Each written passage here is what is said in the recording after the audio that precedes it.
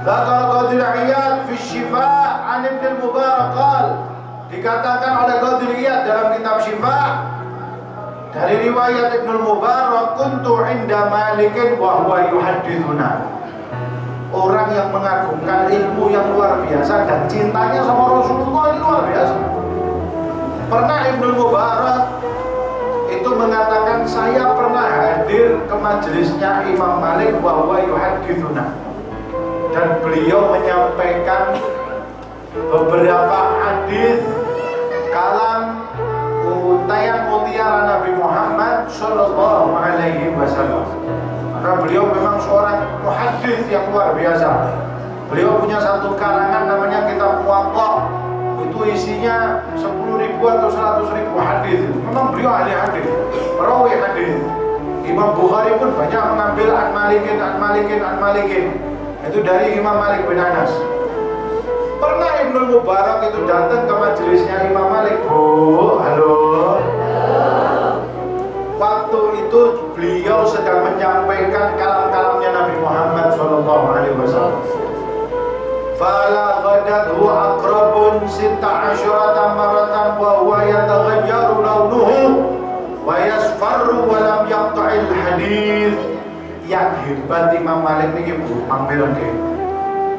Iku ketika menyampaikan sebuah hadisnya Nabi Muhammad, tiba-tiba datang kala jengking. Apa Bu? Kala jengking. Kala jengking itu teko. Iku langsung nyengat utawi matok sukune sikile Imam Malik niku dengan 16 patokan sita asyrata maratan. Jadi dipatok karo kala jengking sampai dipatok ping siji. Lorone luar biasa. Iki dipatok kalau jengking padang pasir itu kan 16. Sampai Imam Malik itu ketika menyampaikan hadis Nabi Muhammad itu kelihatan mukanya itu jadi kuning sampean. Karena nahan sakit dipatok 16 patokan sama kala jengking. Tapi beliau walam yaqta'il hadis, tidak memutus sedikit pun hadisnya Nabi Muhammad SAW yang beliau sampaikan. Dipatok kalau jengking loh, diempat karena menyampaikan hadisnya Nabi Muhammad SAW. Ditanya, waqala innama sabartu ijlala li hadithi Rasulillah sallallahu alaihi. Ditanya, kok bisa begitu? Beliau mengatakan apa? Innama sabartu, sesungguhnya aku ngelakoni ku sabar dipatok kali kalau jengking sebab nopo aku gak pengen mutus kalame Kanjeng Nabi Muhammad sebab pengagunganku terhadap hadisnya Nabi Muhammad. Nanti dipatok kalau jengking itu loh gak obah blas, mukanya tuh sampai berubah sampai kuning, bukan merah lagi, sampai kuning pucat karena ngempet dipatok kalau jengking. Gak mutus hadis dari Kanjeng Nabi Muhammad. Lah awake dhewe lagi maulidan 2 jam sikile wis gringgingen kabeh. Lalu Imam Malik ini juga bawakan radhiyallahu anhu idza arada yuhadditsa.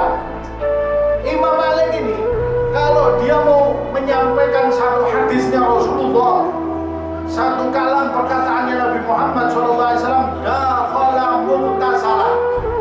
Sebelum beliau menyampaikan hadisnya Nabi Muhammad, karena beliau seorang muhaddits juga, seorang imam muhaddits. Kalau dimintain riwayat hadis, ada orang datang, "Wahai Imam Malik, berikan aku satu hadis yang kau dengar dari gurumu sampai ke Rasulullah." Ya, karena kalau tidak salah Imam Malik ini juga guru sama Imam Nafi', kalau tidak salah gurunya itu juga salah satu, beliau itu ketemu dengan sahabatnya Rasulullah. Sama Imam Hanafi beliau juga berguru, dan Imam Hanafi itu adalah seorang tabi'in karena beliau berguru dengan sahabatnya Nabi Muhammad SAW. Kalau tidak salah Imam Malik itu juga masih ketemu sama sahabatnya Rasulullah.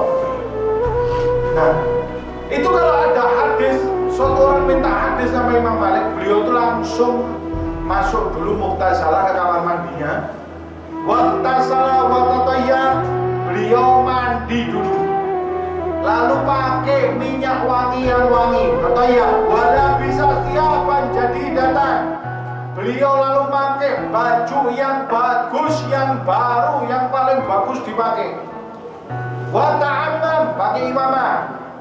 Imamah itu sorban sing diudeng-udeng iku imamah. Lalu beliau wa jalasa ala manassatin wa alaihil khusyu'. Lalu beliau duduk di tempat yang tinggi, ya kayak gini, pakai meja kayak gini, tempat yang penuh wibawa, dalam keadaan khusyuk.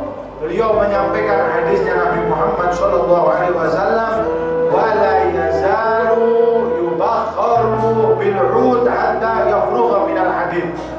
Dia dengan khusyuk menyampaikan hadisnya Nabi Muhammad, dan selama menyampaikan hadisnya Nabi Muhammad itu hukum utawi menyan itu dibakar terus pakai kayu garu, rut yang baunya wangi luar biasa. Itu terus selama beliau menyampaikan hadis Nabi Muhammad itu terus dibakar itu. Menyan itu terus dibakar biar ruangannya tetap wangi. Karena apa? Karena meninggikan hadisnya Nabi Muhammad Sallallahu Alaihi Wasallam. Bagilah lahu fidalik. Ditanya kenapa kok beliau nglakoni tirakat sing kaya ngono iku? Rohibbu an mu'addima hadits Rasulillah sallallahu alaihi wasallam. Aku sungguh kepingin, aku tuh sungguh sangat cinta dengan mengagungkan hadisnya Nabi Muhammad.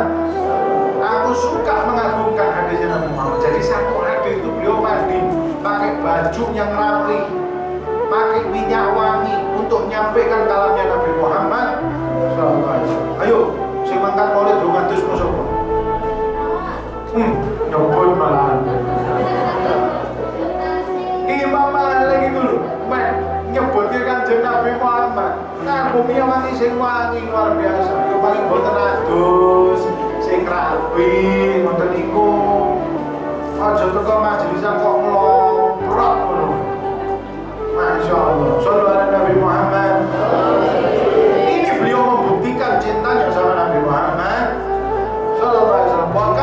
Radhiyallahu anhu, diceritakan lagi ikhwan yang dimuliakan oleh Allah yang sudah mulai ngantuk dan liar-liar.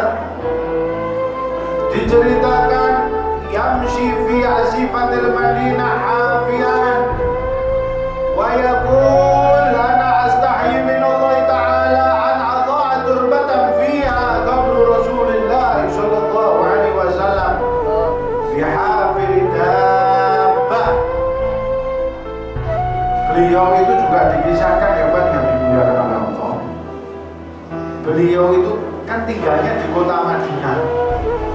Ketika Imam Malik itu tinggal di kota Madinah, beliau itu kalau jalan di kota Madinah, kalau jalan di kota-kotanya, di gang-gangnya kota Madinah, di jalannya kota Madinah, beliau itu hafian, tidak pernah menggunakan sandal, alias nokor, alias mondok yang Jawa-Jawa. Tidak pernah nyeker, itu selalu nyeker. Dan beliau selama di kota Madinah kalau jalan nggak pernah naik tunggangannya, nggak pernah. Selalu jalan kaki, nggak pernah naik tunggangan dan selalu nyeker. Ketika ditanya sama seseorang kenapa kok beliau seperti itu, beliau menjawab, aku malu kepada Allah Subhanahu wa Ta'ala ketika aku jalan di kota Madinah dengan pakai sandal, aku menunggangi daripada tungganganku, sedangkan di dalam bumi Madinah terkubur jasad yang paling mulia, yaitu jasadnya Kanjeng Nabi Muhammad.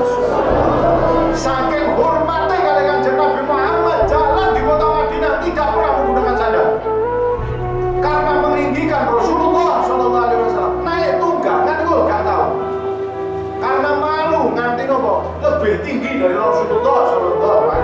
Akhlaknya ada, kali Kanjeng Nabi luar biasa.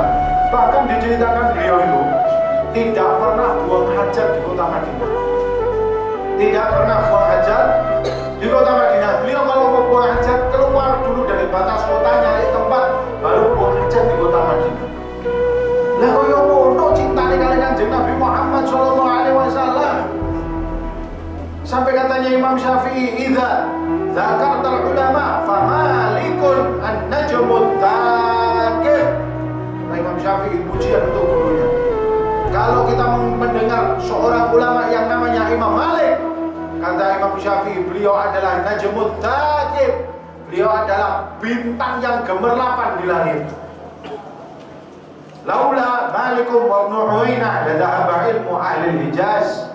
Dikatakan oleh beliau, kalau bukan karena Imam Malik dan Ibnu Uyainah, Sufyan bin Uyainah, maka akan hilang ilmu ini dari dataran Hijaz. Saking luar biasanya, makanya pantas jadi ulama, pantas jadi pemimpin madhab. Wong cintane kali Kanjeng Nabi kok ngono luar biasa. Makanya sampai sekarang ajarannya masih dipakai, kitab-kitabnya masih dibaca, murid-muridnya madhabnya berkembang.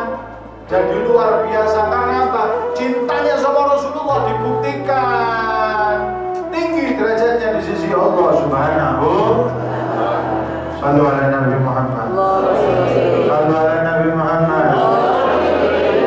Makanya ayo melalui maulid ini, melalui rutinan maulid Nabi Muhammad SAW ini, kita bagaimana buktikan cinta kita kepada Nabi Muhammad. Pulang dari tempat ini kita niatkan untuk lebih cinta lagi sama Rasulullah, untuk lebih banyak lagi sholawatnya kepada Nabi Muhammad, untuk menghidupkan sunnah-sunnah Nabi Muhammad di keluarga rumah tangga kita, untuk banyak lebih mencintai amor, megah, kalih putra wayahe Kanjeng Nabi Muhammad, kalih warisan-warisan Kanjeng Nabi Muhammad, para kiai ku warisan Kanjeng Nabi Muhammad, para habaib iku dzurriyyah Kanjeng Nabi Muhammad. Dua ini kalau kita pegang insyaallah selamat fid dini wad dunya. Al-mar'u ma'a man ahabba. Besok kita di akhirat, kata Nabi Muhammad, akan dikumpulkan bersama orang yang kita cintai. Nah, kita kalau ngomong cinta ya harus membuktikan cinta kita. Bukan cuma ngomong cinta, tapi buktikan seperti Imam Malik tadi yang sudah membuktikan cintanya kepada Nabi Muhammad SAW.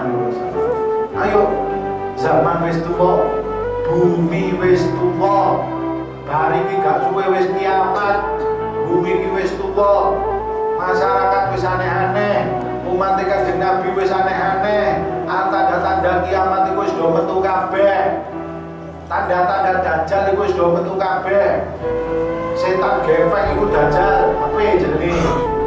Iku setan gepeng, nek biyen TV, fotone siji, iku lambang saka dajjal. Yo HP yo padha fotone siji. Setan gepeng, kabeh fitnah iku saka TV karo saka HP. Iku mulai fitnah dajjal iku saka kuwi. Yo Instagram, yo TikTok, yo Facebook. Yo kok gak oleh, yo gak apa-apa. Aku yo duwe TikTok, aku yo duwe. Ya di follow. Aku iklan barang. Syarif mulai lah. Instagram yo duwe tapi yo nggo sing sae. Nah Instagramku Samber Nyowo. Oh. Samber Nyowo 94. Aku ini terkenalnya Samber Nyowo karena kula gandrung banget kalian alam-alam Samber Nyowo sing makame dan gunung ngaten. Iku wali Allah tiyang alim. Perang melawan penjajah. Sing juru Samber Nyowo iku yo penjajahe dhewe. Soalnya setiap beliau maju ke kancah peperangan pasti banyak memakan korban dari penjajah.